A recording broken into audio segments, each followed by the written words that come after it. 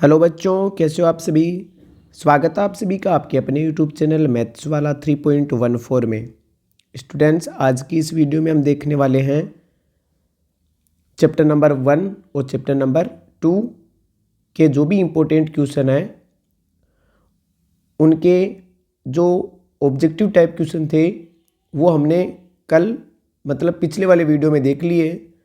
यदि आपने वीडियो नहीं देखा है तो डिस्क्रिप्शन में लिंक दिया गया है, वहाँ से आप वीडियो देख सकते हो, या फिर इसी चैनल पर क्लास 8th मैथ्स के नाम से प्लेलिस्ट बना रखी है, जहाँ पर संपूर्ण कोर्स के साथ में जो भी पीछे ऑब्जेक्टिव टाइप का जो वीडियो बनाया गया था वो भी साथ में डाला गया है, वहाँ से आप देख सकते हो। साथ ही यदि आप इस चैनल पर नए हो तो वीडियो को लाइक और चैनल को सब्सक्राइब कीजिए ताकि आने वाले वीडियोज़ का नोटिफिकेशन आपको मिल सके। इसी के साथ अपने टेलीग्राम चैनल मैथ्स वाला 3.14 को भी ज्वाइन करें ताकि आपको वहाँ पर एक्स्ट्रा जो भी क्वेश्चन और मॉडल पेपर है वो अवेलेबल करवा सके और उनके सॉल्यूशन वो क्या किए जा सके अवेलेबल। तो बिना टाइम वेस्ट किए हुए स्टार्ट करते हैं हम आज के लिए। मॉडल पेपर फर्स्ट में जो वैकल्पिक क्वेश्चन आते हैं एबेसिडर टाइप वाले प्रश्न हैं वो सत्यासत्य और रिक्त स्थान हमने कल देखे थे। आज की इस वीडियो में हम देखेंगे अति लघुत्रात्मक प्रश्न। अब अति लघुत्रात्मक प्रश्न जो कि बिल्कुल शॉर्ट टाइप क्वेश्चन होते हैं जो एग्जाम में लगभग 1 नंबर के पूछे जाते हैं। तो वार्षिक परीक्षा की तैयारी के लिए आपको ये वीडियो एंड तक देखते रहना है। इसी के साथ जो भी आगामी वीडियो और आने वाले हैं इसी प्रकार 2-2 या 3-3 चैप्टर के जो भी इम्पोर्टेंट क्वेश्चन बनते हैं उनको प्रत्येक वीडियो में डाल दिया जाएगा। तो आपकी तैयारी के लिए आपको इस प्रकार के जो भी वीडियो हैं उनको देखते रहना चाहिए ताकि आपका रिवीजन है वो क्या हो सके कंप्लीट। तो इस वीडियो में आपको मॉडल पेपर के साथ साथ में आपका पूरा रिवीजन करवाया जाएगा। जो भी चैप्टर में है जो भी टॉपिक का नाम आएगा उसका पूरा डिटेल से आपको बताया जाएगा। जिस प्रकार हमने कल देखे हैं कि जो भी क्वेश्चन आया था हमने उसको पूरी डिटेल से पढ़ा है। तो आज की इस वीडियो में भी हम जो भी नाम आएगा उसको पूरे डिटेल से पढ़ेंगे। तो आज के लिए प्रश्न संख्या 4, प्रमेय संख्याओं के लिए साहचर्यता नियम लिखिए। प्रमेय संख्याओं के लिए कौन सा नियम लिखना है? साहचर्यता नियम। और साहचर्यता नियम होता क्या है? तो ये कल हमने देखा था कि साहचर्यता नियम है वो जोड़ और गुणा साहचर्यता नियम का पालन करते हैं, लेकिन बाकी और भाग है वो साहचर्यता नियम का पालन नहीं करते। तो आपको यहाँ केवल प्रमेय संख्याओं के लिए साहचर्यता नियम लिखना है। तो मैं यहाँ पर लिख रहा हूँ उत्तर संख्या 4 साहचर्यता नियम। तो आपको एक केवल साहचर्यता नियम। अब साहचर्यता नियम होता क्या है?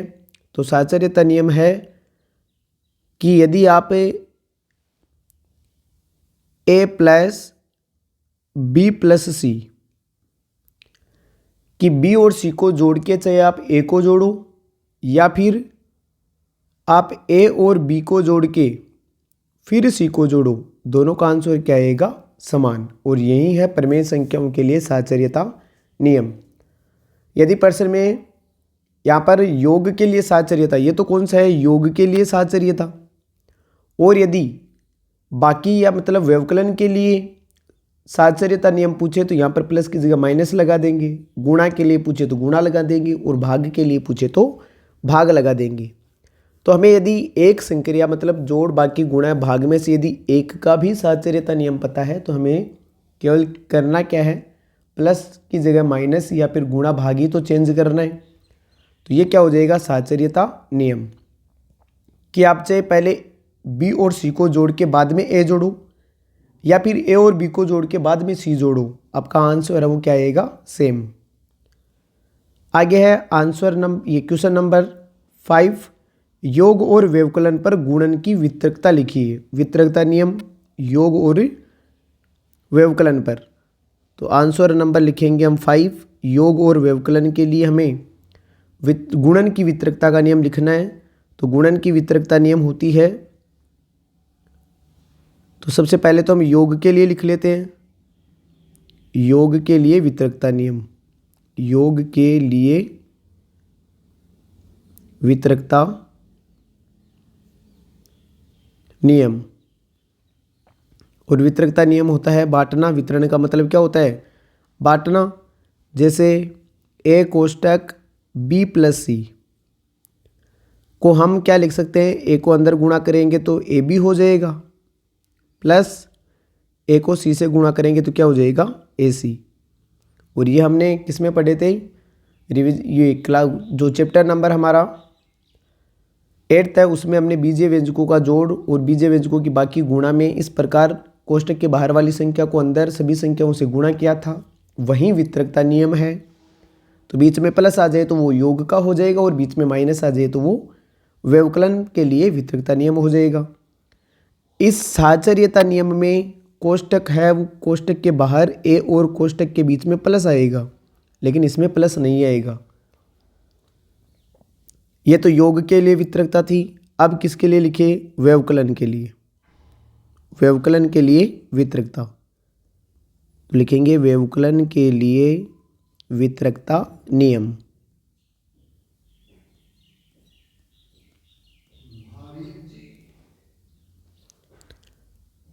तो यह है व्यवकलन के लिए वितरकता नियम। तो व्यवकलन के लिए वितरकता नियम लिखेंगे तो आपको कुछ नहीं करना है, प्लस की जगह केवल क्या करना है? माइनस करना है। तो यहाँ पर ए को बी से गुणा करेंगे तो ए बी और माइनस क्या आ जाएगा? ए सी। तो ये तो हो गया साहचर्यता नियम, ये हो गया योग के लिए वितरकता नियम और ये हो गया व्यवकलन के लिए वितरकता नियम। अब आगे बात करते हैं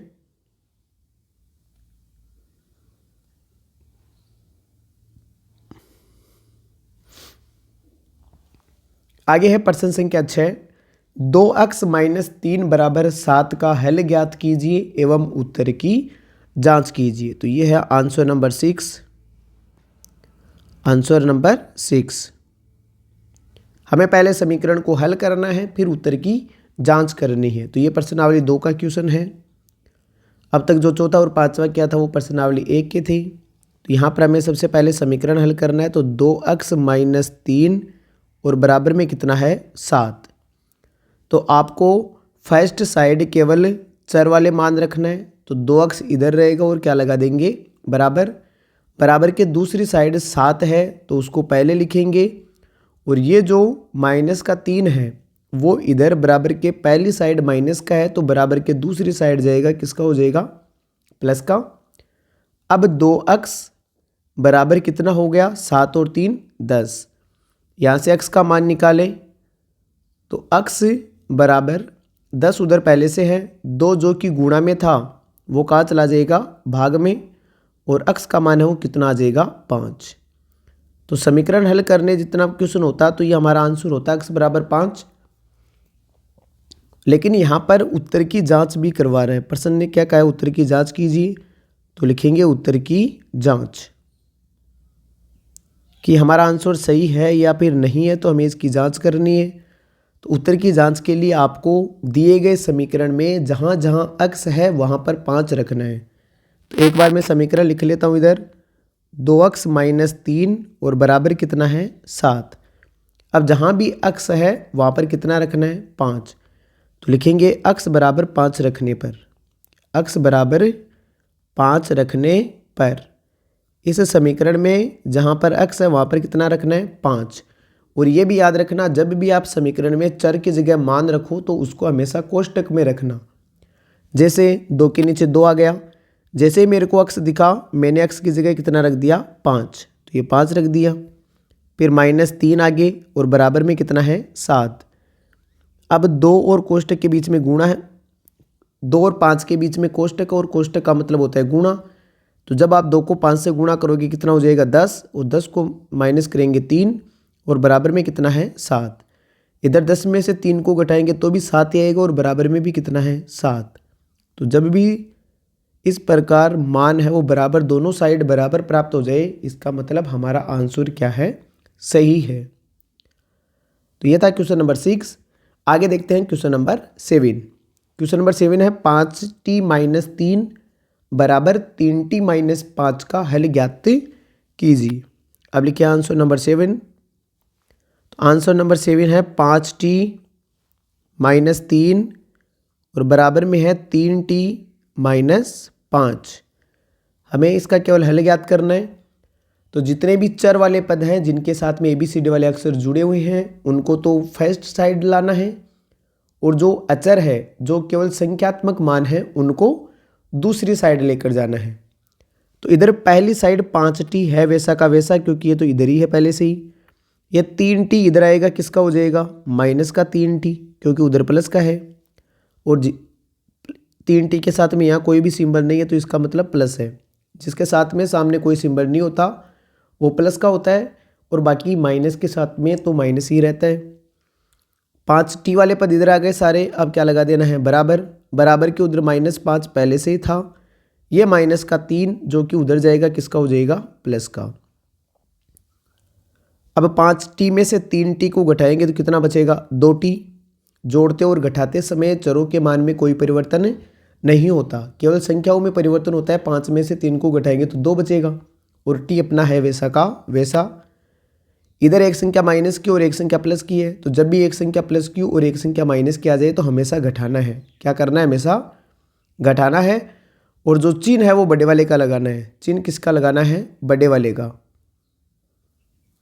तो यहाँ पर 5 में 3 को जोड़ना नहीं है, 5 में से 3 को घटाएंगे तो 2 बचेगा, और सिंबल बड़े वाले का लगाना है, मतलब चिन्ह किसका लगाना है माइनस का, क्योंकि -5 3 से क्या है बड़ा है, मतलब माइनस वाली संख्या बड़ी है। आपको इस प्रकार ध्यान रखना है। अब इधर सिंगल संख्या हो गई, तो आपको t का मान निकालने के लिए -2 उधर पहले से है, ये 2 है गुणा में कहाँ चला जाएगा भाग में, और 2 से 2 कट गया और आंसर कितना आ जाएगा 1। 2 में 2 का भाग लगाएंगे तो एक बार जाएगा, और माइनस अपनी जगह है वैसा का वैसा। तो t का ऑल ओवर मान कितना आ गया -1। उत्तर की जांच करने को कहा नहीं, लेकिन हम एक बार उत्तर की जांच कर लेते हैं ताकि उत्तर की जांच वाला जो क्वेश्चन है वो भी हमारा कंप्लीट हो जाए। तो एक बार हम इसकी उत्तर की जांच कर रहे हैं। उत्तर की जांच।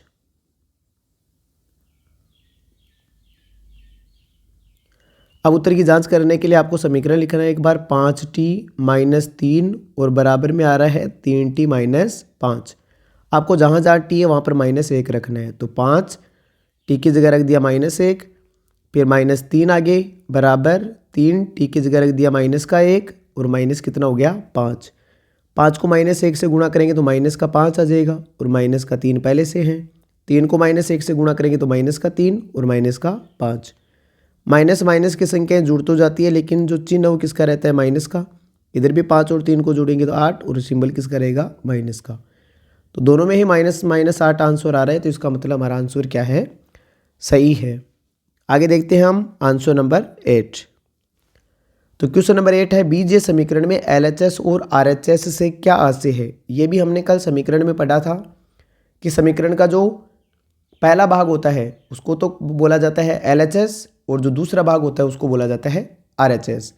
जिस प्रकार आप अभी इस वीडियो को देख रहे हो, तो मोबाइल या फिर किसी भी डिवाइस में आप देख रहे हो, तो उसमें जो आपका जिस तरफ आपका दायां भाग है वहीं दायां भाग होता है, और जिस तरफ आपका बायां हाथ है उसी तरफ क्या होता है बायां भाग। तो जिस प्रकार एक समीकरण है, कोई भी समीकरण हो जिसे समीकरण का मानक रूप होता है ax प्लस b और बराबर में क्या है 0। ये एक रेखिक समीकरण का मानक रूप है। यदि हम बात करें इसके LHS की, तो ये तो होता है इसका LHS भाग, और ये होता है इसका RHS। हम भी अभी इस वीडियो को जैसे मैं लिख रहा हूँ या आप देख रहे हो वीडियो को, तो भी इसमें आप जिस तरफ प्रकार बैठे हो, आपका जो LHS साइड है वो पहला साइड और जो समीकरण का पहला साइड होगा, और आपका जो RHS है वो समीकरण का दूसरा साइड। अब हम LHS और RHS की मीनिंग क्या है वो पढ़ लेते हैं एक बार। LHS मतलब होता है लेफ्ट हैंड साइड, और लेफ्ट हैंड साइड का मतलब होता है समीकरण का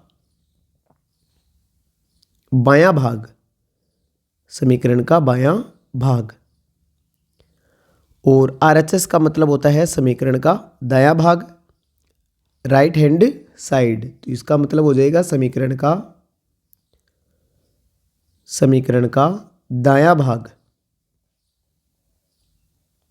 तो यही मीनिंग है एलएचएस और आरएचएस का।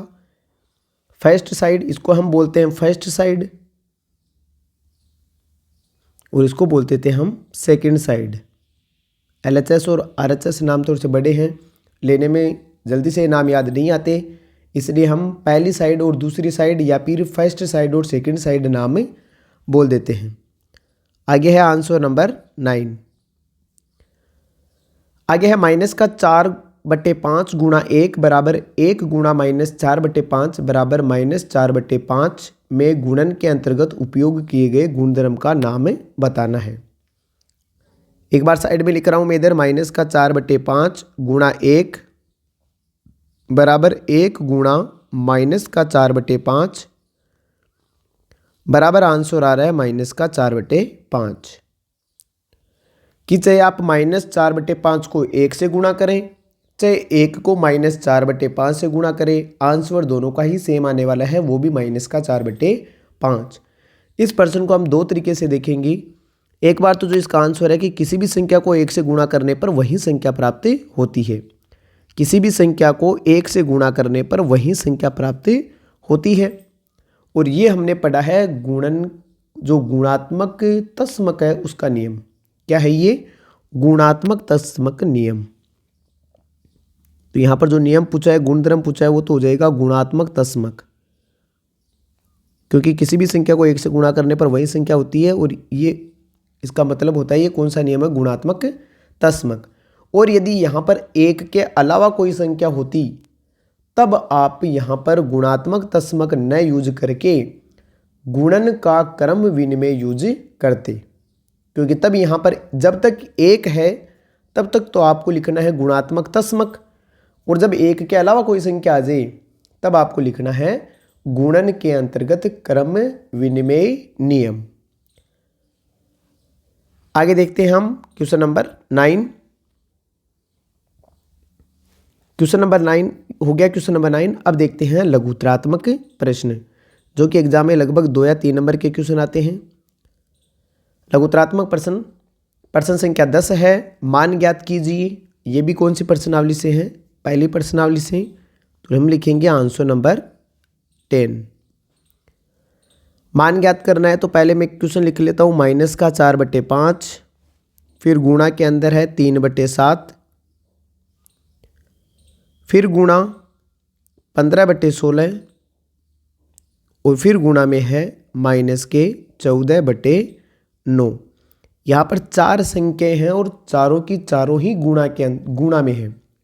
चारों आपस में किस में है? गुणा में। 2 संख्याएं पॉजिटिव है, 2 संख्याएं नेगेटिव है, लेकिन उन चारों के बीच में जो सिंबल है वो कौन सा लगा हुआ है? गुणा का। तो आप यदि डायरेक्ट करना चाहो तो डायरेक्ट कर सकते हो। आपको गुणा में क्या करना होता है? नीचे वाली संख्या को ऊपर वाली संख्या से, या फिर ऊपर वाली संख्या को नीचे वाली संख्या से क्या करना होता है? काटना होता है। लेकिन 8th क्लास के अनुसार आपको गुणन के अंतर्गत जो भी इसमें जो गुणधर्म लग रहा है उसका यूज करना है। जैसे यहाँ पर 4/5, 4/5 का जो 4/5 की 4/5 वो कौन सी संख्या से कट रहा है? 15/16 से। कि 4/5 वो 15/16 को काट रहा है, तो यहाँ पर 4/5 और 15/16 को पास में लाना है। पास में लाने का मतलब आप जो 3 नंबर की संख्या को 2 नंबर पर लेकर जा रहे हो और 2 नंबर वाले को 3 नंबर पर, मतलब क्रम बदल रहे हो इनका। 2 नंबर वाले को 3 नंबर पर लेकर जा रहे हो और 3 नंबर वाले को 2 नंबर पर। तो इसका मतलब आपने कौन सा नियम लगाया है? गुणन का क्रम विनिमय। तो यहाँ से लिखेंगे माइनस का 4/5 गुणा 15/16। 15/16 को क्यों लिखा इसके पास में? क्योंकि 4 और 4 से 16 कट जाएगा और 5 से 15 कट जाएगा। इसी प्रकार 3/7 के पास में लिख देंगे हम -14/9, क्योंकि ये दोनों आपस में कट जाएगी। तो यहाँ पर हमने कौन सा नियम लगाया है? गुणन का क्रम विनिमय। गुणन का क्रम विनिमय।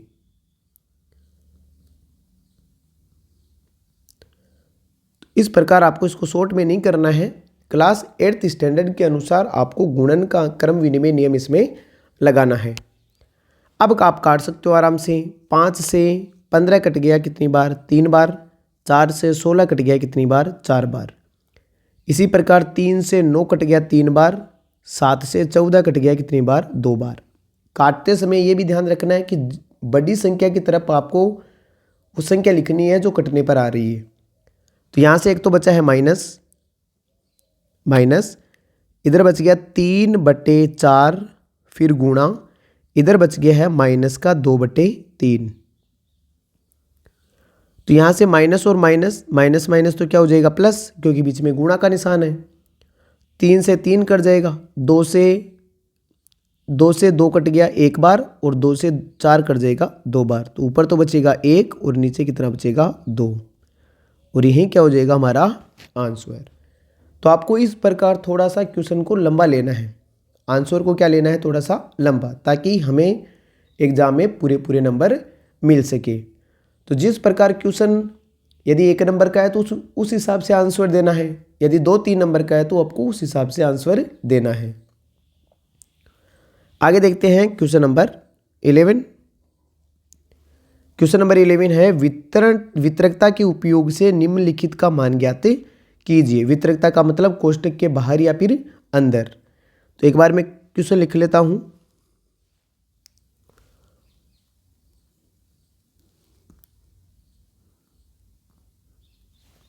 सात बटे 5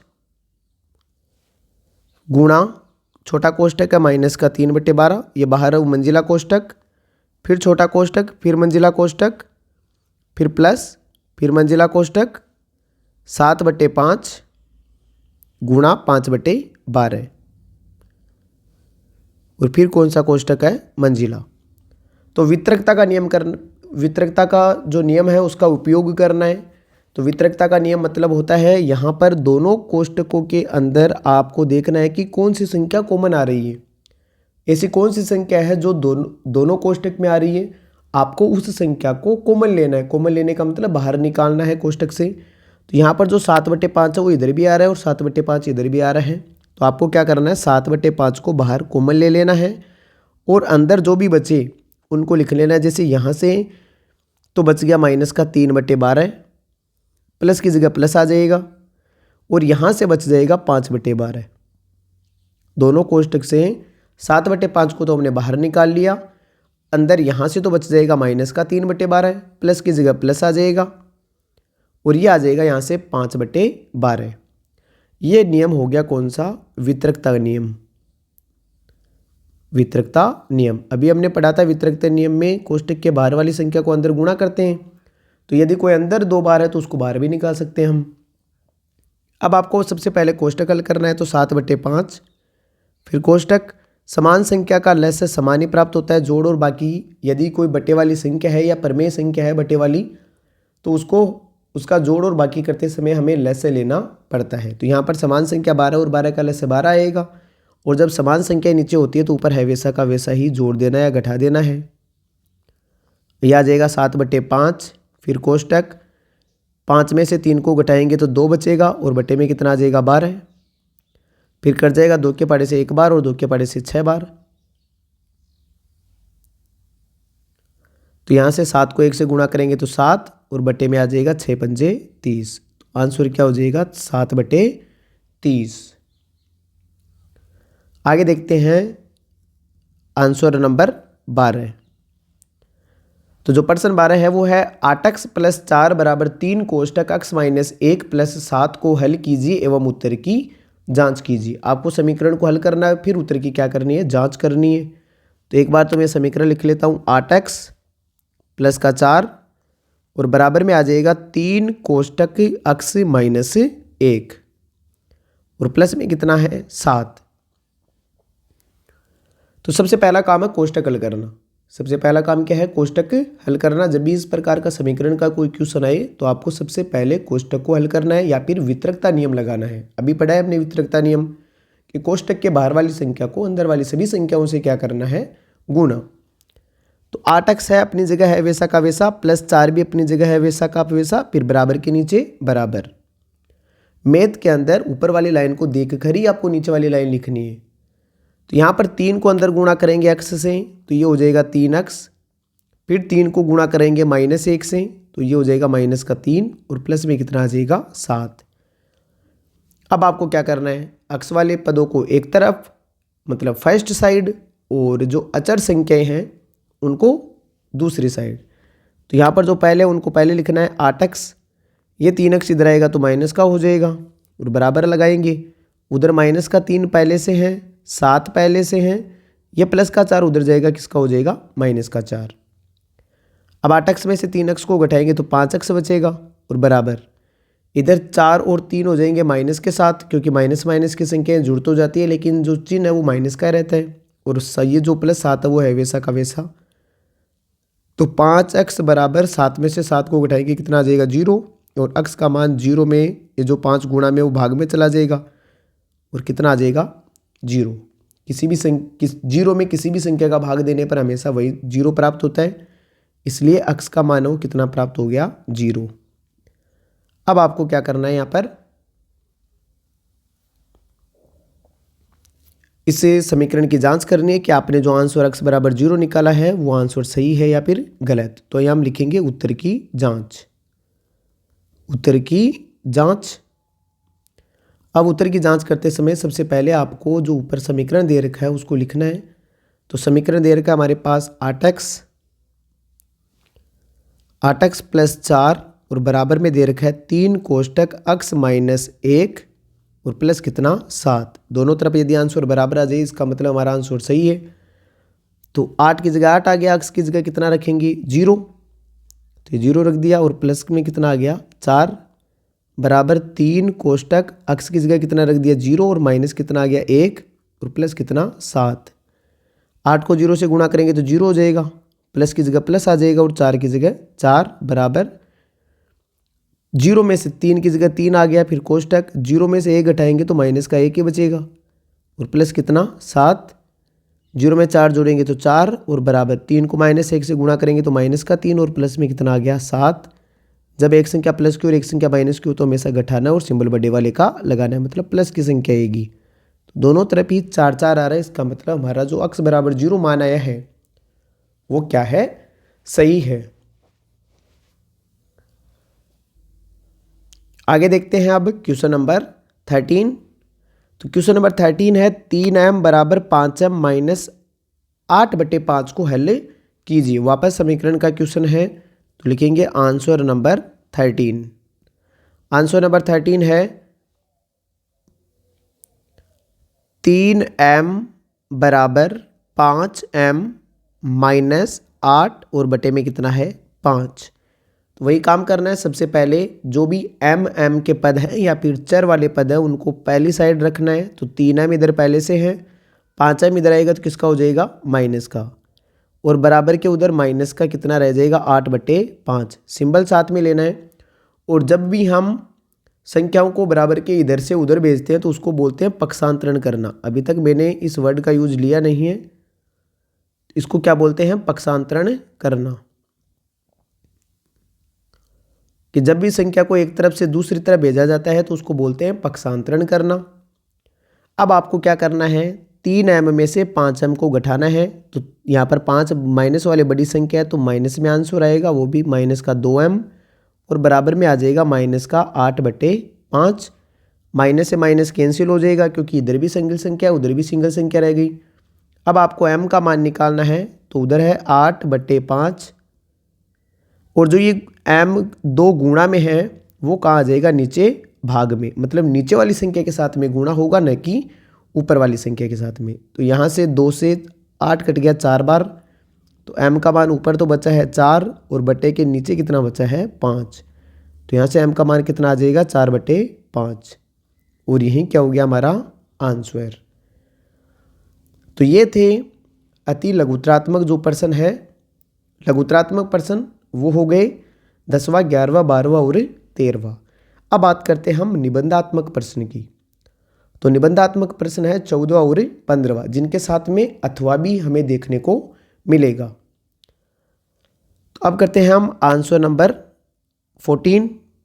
हम अथवा दोनों क्वेश्चन करेंगे, जैसे यहाँ पर 1 2 3 4 चारों क्वेश्चन करेंगे, लेकिन आपको अथवा के या तो ऊपर वाला करना है या फिर नीचे वाला, मतलब दोनों प्रश्नों में एक ही प्रश्न करना है। यदि आपने 2 कर भी दिए तो भी आपको एक ही क्वेश्चन का नंबर मिलेगा, एक ही आंसर का नंबर मिलेगा। तो यहाँ पर मैं ऊपर वाला भी करूँगा और नीचे वाला भी। तो सबसे पहले हल करते हैं समीकरण t/3 - 5/3 बराबर t/5 - 3/5 को हल करना है। तो यहाँ पर दे रखा है t/3 - 5/3 बराबर t/5 - 3/5। जिस प्रकार हम स्टार्टिंग से करते आ रहे हैं कि चर पदों को एक तरफ और अचर पदों को एक तरफ लेकर जाएं, तो उसी प्रकार हम कर लेते हैं इसमें भी। जैसे इधर t/3 इधर पहले से है, ये जो t/5 है वो इधर आएगा, किसका हो जाएगा, माइनस का। तो t/5 बराबर उधर माइनस का 3/5 पहले से है, ये जो माइनस का 5/3 है उधर जाकर किसका हो जाएगा, प्लस का 5/3। करने को तो हम दोनों का इधर एलसीएम अलग ले सकते हैं, उधर एलसीएम अलग ले सकते हैं, क्योंकि 3 का ले से 3 आ जाएगा और दूसरी साइड 5 का ले से 5 आ जाएगा। लेकिन हम एक ही तरीके से करते आ रहे हैं कि चर वाले पदों को पहली साइड और अचर पदों को दूसरी साइड, तो उसी प्रकार हम कर रहे हैं इस प्रश्न को भी।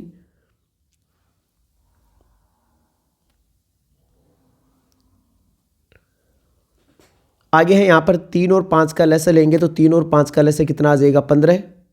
3 का भाग लगाएंगे 15 में तो 5 बार जाएगा और 5 को गुणा करेंगे ऊपर वाले t से, फिर माइनस की जगह माइनस आ गया। फिर 5 का भाग लगाएंगे 15 में तो 3 बार जाएगा और 3 को गुणा करेंगे किससे, ऊपर वाले t से। इसी प्रकार इधर 5 और 3 का लसा कितना आ जाएगा, 15, क्योंकि हमें बराबर के पहली साइड और दूसरी साइड सिंगल बटा बनाना है और सिंगल बटा बनाने के लिए हमेशा लसा लिया जाता है। फिर वापस 5 का भाग लगाएंगे तो 3 बार जाएगा और 3 को गुणा करेंगे ऊपर वाले -3 से। ये -3 जरूर लिखना, नहीं तो आंसर गलत हो जाएगा।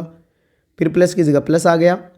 फिर वापस 3 का भाग लगाएंगे 15 में तो 5 बार जाएगा और 5 को गुणा करेंगे ऊपर वाले 5 से। यह है प्रमेय संख्याओं का जोड़ और बाकी, जो कि हमने वीडियो नंबर 3 में, प्लेलिस्ट में जाना, वीडियो नंबर 3 देखना, वहाँ पर ये सेकंड, उसमें आपको जो फर्स्ट वीडियो और सेकंड वीडियो है प्रमेय संख्या जो चैप्टर नंबर 1 है, उसमें ये क्वेश्चन डिटेल से करवा रखे हैं, इस प्रकार के क्वेश्चन प्रमेय संख्याओं का जोड़ और बाकी, तो वहाँ से देख सकते हो। तो यहाँ पर यदि 5 को t से गुणा करेंगे, 5 को t से गुणा करेंगे तो कितना आ जाएगा, 5t, फिर माइनस की जगह माइनस, 3 को t से गुणा करेंगे तो 3t और बटे में कितना आ गया, 15 बराबर 3 को -3 से गुणा करेंगे तो माइनस का 9 और प्लस 5 को 5 से गुणा करेंगे 25 और बटे में कितना आ गया, 15। अब इधर भी 15 उधर भी 15 है तो दोनों 15 से 15 कट जाएंगे। अब आपको पक्षांतरण करना है। ये पक्षांतरण तो पहले ही कर लिया हमने, तो यहाँ पर यदि आप लिखना चाहो पक्षांतरण करने पर तो लिख सकते हो, पक्षांतरण करने पर।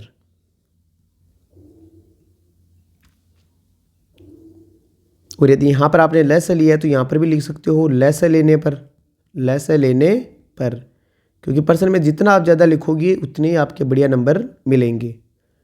अब 5t में से 3t को घटाएंगे तो 2t बचेगा और उधर एक संख्या प्लस की और एक संख्या माइनस की है, तो बड़े वाले में से छोटे वाले को घटाना है और सिंबल बड़े वाले का लगाना है। तो प्लस का 25 में से 9 को घटाएंगे तो 16 बचेगा। और यदि यहाँ से t का मान निकालें तो 16 और ये 2 जो गुणा में वो भाग में चला जाएगा और t का मान कितना आ जाएगा, 8। 16 में 2 का भाग देंगे कितना आएगा, 8। तो यहाँ से जो पहला निबंधात्मक प्रश्न है उसका आंसर है कितना, 8। इसी के साथ में इसी के अथवा वाला कर रहा हूँ हम नीचे। अथवा में दे रखा है 7y + 4 बटे y + 2 और बराबर में दे रखा है -4/3। तो इस प्रकार के प्रश्न में आपको देखना है कि दोनों तरफ सिंगल बटा है। तो जब भी दोनों तरफ सिंगल बटा दिख जाए तो आपको कौन सा गुणा करना है, वज्र गुणा, क्रॉस मल्टीप्लाई करना है, वज्र गुणा करना है। क्या करना है, वज्र गुणा करने पर। अब आपको वज्र गुणा करना है तो वज्र गुणा करते समय आपको देखना है कि जो ऊपर वाला ये मान है उसको तो गुणा करना है नीचे वाले इस 3 से, और इधर वाला जो मान है उसको गुणा करना है इधर ऊपर वाले मान से। तो 3 को तो गुणा करना है किससे, 7y + 4 से। तो 7y + 4 को कोष्टक में लिख लेना, फिर बराबर के नीचे बराबर -4 को गुणा करना है y + 2 से। तो ये हो गया वज्र गुणा। अब अंदर गुणा कर दो, वितरण नियम लगा दो, कोष्टक के बाहर वाली संख्या को अंदर वाली सभी संख्याओं से गुणा करना है। तो 7 को 3 से गुणा करेंगे तो 21 और 7 में y प्लस की जगह प्लस, 3 को 4 से गुणा करेंगे तो 12 बराबर -4 को y से गुणा करेंगे तो माइनस का 4y, और ये बाहर माइनस होने के कारण अंदर वाले सिंबल भी क्या हो जाएंगे चेंज। ये y प्लस का था अब माइनस का हो गया, ये 2 जो प्लस का है वो माइनस का हो जाएगा, और 4 दूनी कितना हो जाएगा 8, क्योंकि बाहर माइनस होने के कारण अंदर वाले सिंबल भी क्या हो जाएंगे चेंज। अब पक्षांतरण कर देते हैं। 21y इधर पहले से है, ये माइनस का 4y इधर आएगा तो प्लस का प्लस का 4y हो जाएगा, प्लस का 4y बराबर माइनस का 8 उधर पहले से, ये 12 भी उधर जाएगा, किसका हो जाएगा माइनस का। अब 21y और 4y मिलकर हो जाएंगे 25y बराबर माइनस माइनस की संख्या जुड़ तो जाती है लेकिन जो निशान है वो किसका रहता है माइनस का, तो 12 और 8 20 हो जाएंगे। अब हमें y का मान निकालना है, तो माइनस के 20 और जो 25 है वो कहाँ चला जाएगा भाग में। अब 4 के पाड़े से काटेंगे तो 4 के पाड़े से 20 तो कट जाएगा 4 बार, और 25 कट जाएगा 5 बार, तो y का मान है वो कितना आ जाएगा माइनस का 4/5, और यही क्या हो गया हमारा आंसर। अब इसी के साथ में आगे जो प्रश्न संख्या है 15, तो उसका हल देखिए, ये भी समीकरण का ही है। 3t - 2/4 - 2t + 3/3 बराबर 2/3 माइनस t। तो यहाँ पर लिख रहे हैं आंसर नंबर 15। तो पहले एक बार समीकरण उतार लेते हैं। 3t - 2/4 माइनस 2t + 3 और बटे में कितना है 3 बराबर में आ जाएगा 2/3 और माइनस कितना t। सभी संख्याओं के बटे में इधर 4 है, इधर 3 है, इधर 3 है, तो इसके नीचे कुछ भी नहीं है तो कुछ नहीं है, तो वहाँ पर कितना लगा ले 1, ताकि वो भी बटे वाली संख्या बन जाए। अब आपको ये देखना है कि ये जो माइनस है वो इस 2t का नहीं है। आपको लग रहा होगा कि ये जो माइनस है वो इस 2t का है, तो ये बिल्कुल गलत है। ये जो माइनस है वो किसका है, इस इधर वाले पूरे पद का है। इधर वाला जो भी ये पद दिख रहा है इस पूरे का है ये माइनस। तो आपको सिंगल बटा बनाना है, तो सिंगल बटा बनाने के लिए 4 और 3 का लस लेंगे 12 आ जाएगा। फिर 4 का भाग लगाएंगे 12 में तो 3 बार जाएगा, और 3 को गुणा करेंगे ऊपर वाले 3t - 2 से। इसी प्रकार माइनस की जगह माइनस, 3 का भाग लगाएंगे तो 4 बार जाएगा, और 4 को गुणा करेंगे 2t + 3 से। फिर बराबर 3 और 1 का लस लेंगे तो 3 का भाग लगाया 1 बार, और 1 को गुणा करना ऊपर वाले 2 से। फिर माइनस 1 का भाग 3 में लगाएंगे तो 3 बार, और 3 को गुणा करेंगे ऊपर वाले t से। अब आगे वितरण नियम लगाएं। कोष्टक के बाहर वाली संख्या को अंदर गुणा करें तो 3 को 3t से गुणा करेंगे तो 9t - 6, फिर माइनस का 8t और माइनस का 12। ये ध्यान रखना बाहर माइनस होने के कारण अंदर गुणा भी होंगे। जो -r अंदर गुणा होते समय सिंबल भी क्या होंगे चेंज, और बटे में आ जाएगा 12, और बराबर में आ जाएगा 2 को 1 से गुणा करेंगे 2, और -3 को t से गुणा करेंगे 3t, और बटे में कितना 3। अब 9t में से 8t को घटाएंगे तो 1t बचेगा, और 1t को हम केवल t लिखते हैं। -6 और माइनस के 12 हो जाएंगे -18, और बटे में कितना आ गया 12, और बराबर 2 - 3t और बटे में कितना 3। अब 3 और 12 कट रहे हैं तो 3 के पाड़े से 1 बार काट देते हो, 3 के पाड़े से 4 बार। तो यहाँ से जो आंसर बचा है वो क्या बचा है t - 18/4, और बराबर में बच गया 2 - 3t और बटे में कितना 1। अब सिंगल बटा होते ही आपको कौन सा गुणा कर देना है वज्र गुणा। कौन सा गुणा करना है वज्र गुणा। वज्र गुणा करते समय t - 18 को तो 1 से गुणा करेंगे तो t - 18 ही आएगा, और बराबर 4 को गुणा करना पड़ेगा हमें किससे 2 - 3t मतलब ऊपर वाले पद से। तो t - 18 बराबर 4 को 2 से गुणा करेंगे तो 8, और -4 को 3t से गुणा करेंगे तो 12t। अब आपको पक्षांतरण करना है तो लिखना है यहाँ पर पक्षांतरण करने पर। पक्षांतरण करने पर जो भी आप नियम लगा रहे हो नियम लगाते जाना है। t इधर पहले से है, ये 12t इधर आएगा तो प्लस का 12t हो जाएगा। 8 उधर पहले से है, 18 उधर जाएगा तो किसका हो जाएगा प्लस का। 12t और 1t मिलकर हो जाएंगे 13t। यहाँ पर जिस चर के साथ में कोई संख्या नहीं होती वहाँ पर 1 होता है। 18 और 8 मिलकर कितने हो जाएंगे 26। t का मान निकालना है तो 26, और ये जो 13 गुणा में वो कहाँ आ जाएगा भाग में, और 26 में 13 का भाग लगाएंगे तो कितना आ जाएगा 2। तो यहाँ पर टी का मान कितना आ जाएगा 2। अब इसी के अथवा में दे रखा है एक और समीकरण, तो उस समीकरण को भी हल कर लेते हैं हम। आगे का क्वेश्चन है 6x + 1/3 + 1।